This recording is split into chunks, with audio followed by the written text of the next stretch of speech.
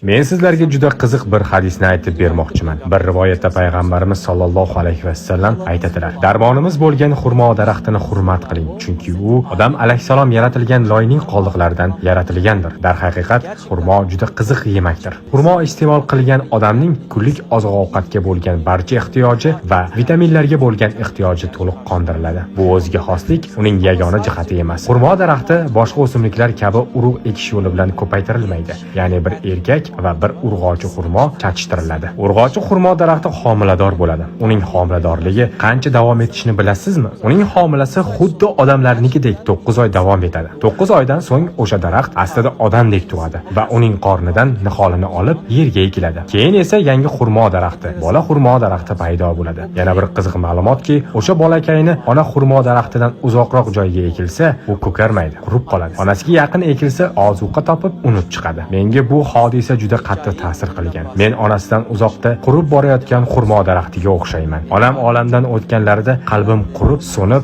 rang yo'qolganini his qildim. Agar onalaringiz tirik bo'lsa, ularni qadrlang. Jannat onalarimiz oyog'i ostidadir. O'sha jannat qo'limizdan sirg'alib tushmasdan oldin onalarimiz oyog'i ostidan jannatga kirishning yo'lini topishimiz kerak. Bu videoni yaqinlaringizga yuborib qo'ying. Ular ham onalarini rozi qilib, jannatda birgalikda ko'rishish nasib etsin.